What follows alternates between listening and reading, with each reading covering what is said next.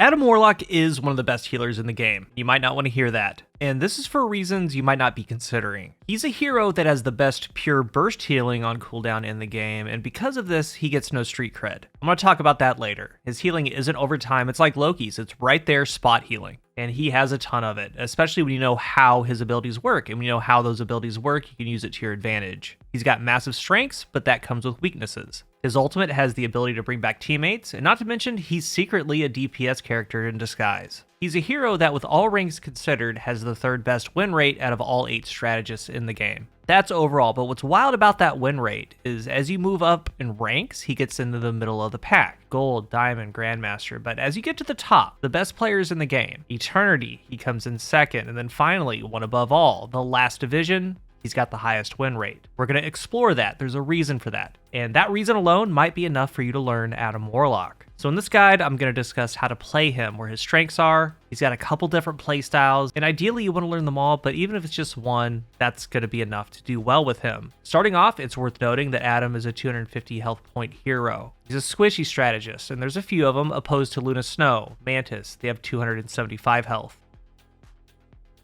His primary attack is Quantum Magic. Launch Quantum Energy to deal damage, and this recently got a buff from 55 to 60 damage, which is great. It's hit scan, like hella. It allows Adam to be pinpoint accurate. You have 15 ammo, he shoots them fast. It's hit scan and can crit, meaning his headshot damage is 120. Not bad at all for a strategist. It's a highlight for him. He deals max damage 20 meters and in, so that's 120 to the head, 60 to the body. It experiences fall off, decreasing to 60% less damage at 40 meters. As you're healing, Adam's really great at putting some nice sustained damage on whoever your frontline's targeting. And a lot of times you can take them out because he deals such high damage depending on how far away you are. And there's going to be times to use his primary attack and times not to. But when you do, it can deal major damage.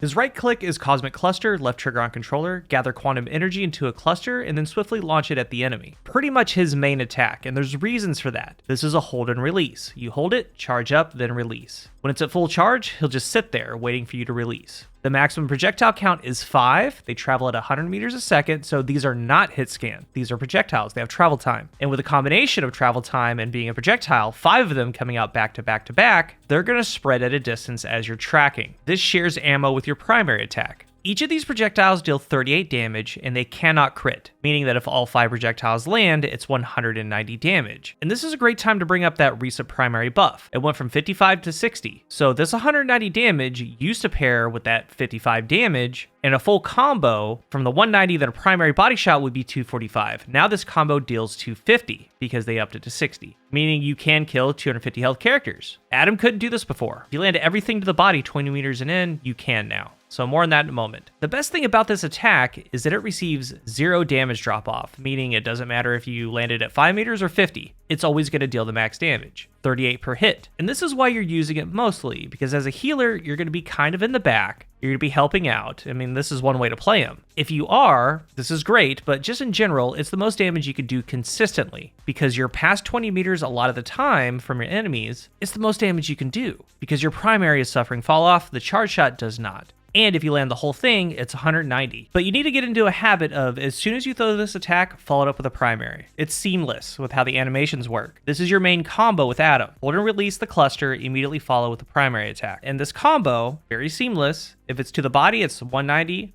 Then 250. If you land a headshot with your primary, it's 190, then 120 for 310. Just huge fast damage. Even at a distance, like right here at the start of a match, was playing on console, this Star-Lord got on top of the box far away, and he got Adam sniped. And you're able to do this because even though he's that far away, it's doing the full 190, and I hit a crit, and even though this is its max fall off, the headshot cleaned them up. So as you're healing, you're constantly throwing out this combo, doing damage, charge, release, primary. The enemy that you're going against and the distance is going to kind of dictate which attack you're going to be using the most. When you get dove by, let's say, a Spider-Man, and I'll go over what you're fully going to be doing in these situations later on, but it's mainly going to be your charged attack because hopefully some damage has been done to them. You're trying to hit them with the full 190. They only have 250, 300 health. Charge and release, do it over and over. But when it comes to tanks, yeah, you're going to start off with the charge and release, the Cosmic Cluster. But if you're being run down by a Venom, a Captain America, even a Magic, you're going to do that charge, but you're going to try to land headshots after that. You need headshots for tanks. 120s over and over, and that's hopefully going to back them off. So your main attacking with Adam is going to be this charge and release primary. If you're in range, if primary shots are there and you feel confident, go for those. Those are 120 apiece. You see this a lot with Moon Knight, Hela, sometimes Punisher, sometimes Loki. You get these characters that are kind of in a central area. You can feel confident about landing the burst shot because you're going to make them go in a straight line, and you feel confident in headshots. And when it comes to squishier characters, even though you do 120 a headshot, the 190 is a little bit more important. But when it comes to beefier targets, you're going to land a charge shot if you can, but you're going to need headshots. And these two together, these two attacks, make him somewhat of a DPS damage-wise. He can put out a lot of damage, and we haven't even gotten to his healing yet. Avatar Livestream is Adam Warlock's primary healing ability, and understanding how it functions is crucial. It's got some unique mechanics that set it apart, and understanding how it works will make you a better Adam Warlock player. Target an ally for a bonding stream of healing energy, which also heals himself upon casting. Self-targets if no ally is selected. So all those are key words. This is your E on controller's top right bumper. It's got a 20-meter distance, and it's a spherical distance. You get 2 charges, and each charge takes 6 seconds to recharge. This has 3 heals that take place. One is on the initial cast, the target cast, and then it bounces twice, always. So there's 3 total heals. And Adam doesn't count as a target that it can bounce off of. So at the start here on screen, I have 2 numbers for the healing. The white number is the base healing, and the blue number is with his seasonal increase. Adam Warlock's part of the seasonal bonus at the making of this video. He's getting 15% extra healing. The healing for this ability is 95 at base, but right now with the seasonal bonus, it's healing for 109.5. And since there's decimals, it could be 1 more or 1 less depending on what it's combining with. But for the sake of flow, I'm going to be using the 50% more healing numbers because that's what it's doing right now in game. But just know that all numbers I go over are going to be 15% less when his seasonal buff goes away, and a couple of times I'll have a reminder of that. So every time you use this ability, when you target an ally, Adam gets 41 health, 35 at base, just for casting it, always. But here's the deal with this ability, how it applies healing. I have some examples here. You're going to have times where you have multiple allies, just 2 allies around, just 1 ally, and then no allies around. When you target an ally, they are the target heal. Then it bounces twice. So if there's 3, they all need healing. You're going to hit 1. That's the target. It bounces to 1, and then it bounces to the other. Easy. So it's got a stream of healing if a whole bunch of allies are together. Everyone's getting 1 heal, the target, and 2 bounces. In this case, everyone's getting 109. Except for you get 41. But what about 2 allies? I have the left bot and the right bot here. Whatever ally you target, they get the initial 109. The bounce will happen, it goes to the other one, and there's 1 bounce left. But this last bounce, it's going to give it to the lowest health ally always. So like in this scenario, when starting off, the left bot is the lowest of the 2. I target the right one, so that one gets 109. It bounces to the left one. They get 109, and you would think it would bounce right back to the one I targeted, but no. With that final bounce mechanic, it takes over. The last bounce is always given to the lowest health ally. So we got a double heal for 219. Same goes both ways. Say the right bot was the lower one than the left. I target the left. It bounces right. And then it bounces right again because it was the lowest one. Then we have 1 ally. When it's just you and another ally, that ally will take all 3 heals. They take the target heal and both bounces for a total of 328 healing. A really good solo heal. And if it's another strategist, a DPS, you're just going to flat out get them to full health. And in this instance, you targeted them, you're also getting 41 health. But here's where it gets interesting. I have a Luna Snow here with me, just 1 ally. She's down to 25 health. Say it's just you and her. You guys are in the back line. As we discussed, when targeting her, Adam gets 41 health just for using the ability, and she gets 3 chunk hits of healing.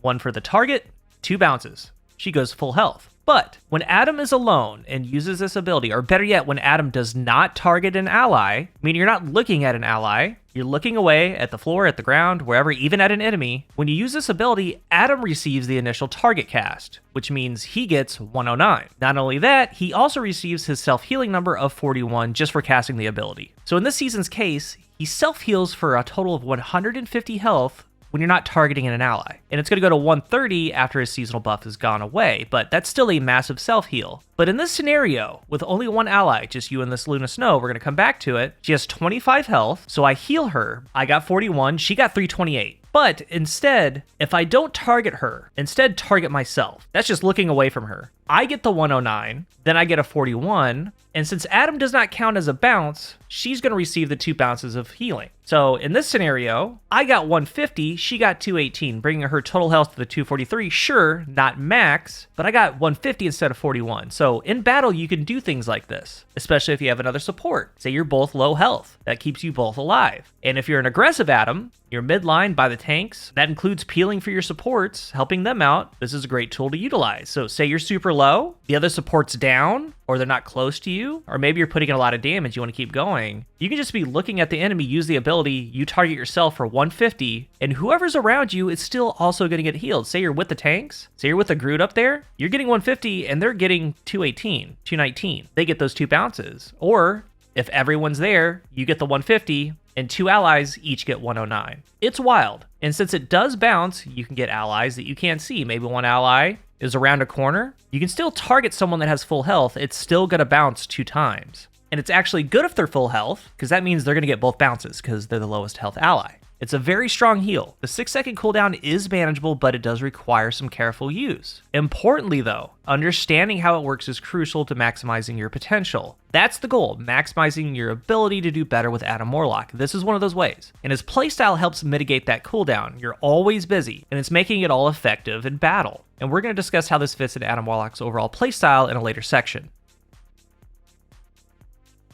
The Soul Bond is one of his most important abilities. It's your shift on controller's top left bumper. One of the strongest abilities in the game, so I want to talk about when and where to use it. Forge a soul bond with allies, gaining healing over time and distributing damage taken across the bond. It has a 30-second cooldown, and when cast, it lasts for 6 seconds. And in those 6 seconds, everyone linked gets 15 healing a second, but importantly, everyone in the bond is sharing damage. Lethal attacks won't be lethal because the damage is shared. Everyone's also getting that 15 health a second from the bond, and Adam himself is using his healing abilities, as well as other strategists are doing that too. But if someone in that bond takes 250 total damage, the link is broken. Could be you, could be an ally. If Adam sustains enough damage that would knock him out, then the link's going to be broken, and he's going to retain 1 health. And it will also break if Adam or any linked ally leaves the link's range. And the link range is pretty close. And a side note, a lethal blow taking you down to 1 HP, many of you out there might see the relation to Pokemon's Focus Sash. Same but different. So when, where, why do you use this? First of all, try not to panic use it. Say you're low health, you're being selfish with it, you want to stay up. There are times for that, but it's mostly there for big plays. Situations like 1, the first team fight, because everyone's rushing mid. Winning that first team fight's very important. You soul bond when the main fight happens because you're basically outliving them, or at least trying to. This goes for any important team fight that's going down. So definitely the very first fight of the match, the last fight of the match, and all the big ones in between. Second situation is it's very useful against ultimates, Magic, Psylocke, Spider-Man. You hear the sound cue, you pop the soul bond, and damage is shared. The damage ends up just tickling you. And not only that, you can focus down the hero that did the ultimate. And that's a very strong use case. It's an ability that can counter ultimates. 3, you and your supports are being dived heavily. I mean, you probably played against it. Black Panther, Spider-Man. You see someone get dove, or that Black Panther spear comes down, and like it's getting ready to go down. So you bond. Use the healing tricks that we went over with his main heal, and you try to take him out and you try to survive the onslaught. And when it comes to you and other supports, like any important situation where supports can go down, it's a good time to use the soul bond. And also one of the better situations to use it is after you use his ult. Because when they come back, they're low health, you heal them, you soul bond them, more on that later. But very rarely are you gonna use it just to save yourself. And if you do, the reasons to do that would be because you're close to an ultimate, you don't have your passive, you wanna stay up, that way you can get that ultimate off, or you're the only support around. Say all supports are down, you need to stay up to keep healing going. Maybe just you, a tank, a couple DPS, you soul bond, buy yourself some time for that other support to come back. But those are kind of rare. It is for team fights, it's for big team fights, and to save your team from ultimates, at least the best that you can. Just mitigate overall damage to each ally, including yourself. It's a very strong ability that's all about timing and positioning. Couple more abilities. His passive is Regenerative Cocoon. Once his body perishes, Adam Warlock can freely move as a soul and reforge his body at a chosen spot. So he can go up and down. It's on a 105-second cooldown. And one of the reasons why Adam is one of the best supports in the game is because of this. Just like Soul Bond, you use this to make plays. Obviously, if your team's down, you don't really see any hope, you don't use the self-res. But just like the soul bond, it's very good to use in the first team fight because you're getting a second chance. If you go down, you come right back to keep the healing going, keep the push going. And if you haven't, you're going to use the soul bond when you come back. Like I said, it's a second chance. Same goes for using the Regenerative Cocoon, then using your ultimate. You went down, you find a safe spot, you bring your team back. And remember, the cocoon can be in the air, so say you're way up in the air, you can come back and pop it safely, but remember the respawn area is going to be at your feet. More on that later. This is a big part of why Adam is very good. Being able to come back into a fight you recently got knocked out of.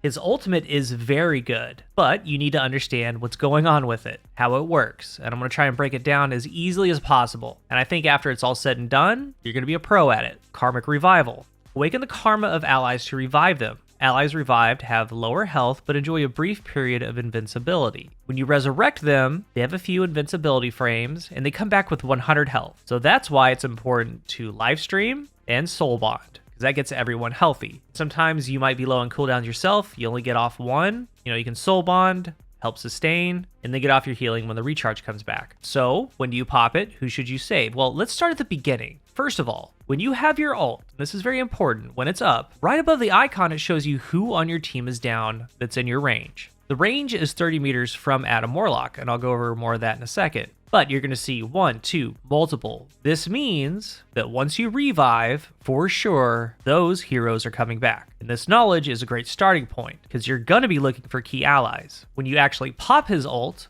all you're doing is setting up the spawn area. That's it. That's where your team is going to respawn. And once you pop it, it's up for 10 seconds. In that full 10-second duration, your allies can be revived if they go down. Adam himself is the spawn key. He is the key to the respawn. Allies will come back to your spawn area when they're 30 meters away from Adam Warlock, meaning Adam can be mobile. And on your end, you set your spawn in a safe area, you move forward, get within 30 meters of a death point, and they're going to come back to that respawn area. So that's where you start. And when it comes to respawning, do not be greedy. Sure, the full team revive feels great. Like right here, here's a couple of them. I saw them go down. There were some key allies that I wanted back. The icon showed me who they were. They came back, I healed, we soul bonded. Of course, enemies trying to take us out, but the soul bond is helping tremendously. But since the duration is still counting down, it lasts for 10 seconds. Other allies that died are going to respawn there. So you're kind of babysitting at that point. The ones that you got back, you're sending off to college. The new ones are coming in, you're getting them healthy, and then you're sending them back out again. And right here, and in some other clips, it ends up being the full team revive just spread out over 10 seconds. But really, you're looking at your team comp, who's there, who's important, and you're keeping track of ultimates. That goes for your team and the enemy team. Though the massive team revives are great, but focusing your key allies is way more beneficial than trying to get a greedy full team revive. Like in many of these clips, I'm looking for my Luna, I'm looking for my Cloak and Dagger, my solo tank, or I'll see them go down,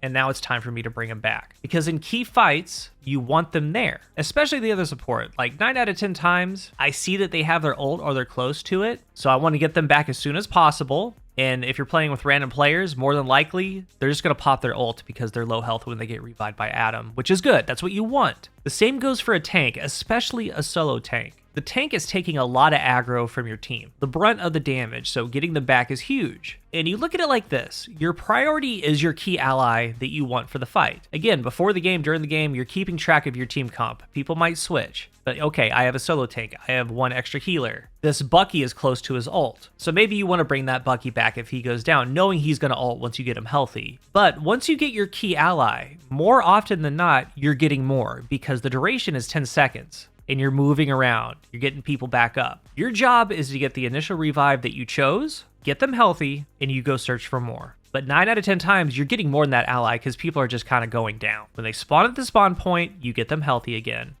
And before we get into the playstyle, these two things together makes him one of the best healers in the game. Because when you look at the win rate, especially in the highest of ranks, look at who's right under him, Mantis. Okay, when you switch over to DPS, the highest ranks in the game, look who's at the top 5 at number 3, Star-Lord. There is a revive meta that isn't fully realized, but it is being used at the very top end of the game. Because think about it. I mean, really think about it. Even if it's just Adam Warlock and Mantis, the game starts, everyone rushes to mid, you have your opening fight, your first fight. At some point, Adam's gonna pop his soul bond, and we talked about that. helps mitigate damage, it helps you survive and get picks. If Adam goes down, he can come right back with Cocoon. Mantis is still healing as Adam's coming back. Well, say Mantis goes down. Well, Mantis is coming right back because she cocoons. And this isn't even taking into account a Star-Lord doing the same exact thing. Like multiple times in a match, 2 to 3 characters are coming back and you're not accounting for it. Adam has elite spot healing that can bring back key allies. Mantis has elite healing over time. And both of these strategists, Mantis and Adam, are some of the best damage dealing strategists in the game, especially Adam. So this is something to think about. So now let's put it all together. Adam is a burst healer, a high burst healer, just like Loki, and just like Loki, his overall healing numbers at the end of the game aren't going to be as high as a Luna, a Cloak, a Mantis. He doesn't have an ult, like let's say Luna, that you can sit in and get 1500, 2000 healing a couple times a match. He doesn't have healing over time. His healing is on the spot, high impact healing, right then and there for that moment. A 219 burst, over 300 burst. Not to mention all the damage he's mitigating with his soul bond. Like that isn't taken into consideration at all. Same thing with Loki's rune. Thousands of damage over a match, which you could kind of say is healing in a way. But in a perfect world, Adam is there to burst heal, and the other supports are there to, quote, keep them topped off. You do that chunky burst heal of 200, 300, the other supports do the rest of the health, keep them topped off. And with Adam, positioning is key. It's all about positioning, and ideally, Adam is a midline strategist because he's technically a filled DPS. He has the damage to be that. His range is 20 meters and in to deal max damage, 120 to the head. And at the midline, you're close to your front to help heal them and help them out, but you're also close to peel right behind you to your support allies. Help them out. And your bond usage is based off of that. Your team is pushing forward, your tanks, you soul bond, everyone goes forward, you're in a team fight. Your supports are getting dove behind you. You go behind, heal them, soul bond them, keep the back line up. And throughout the guide, I went over a ton of situations, ton of different things. Say there's just one other healer on your team, they're getting dove. If you haven't been hurt, you give them the full heal. But if you're both back there,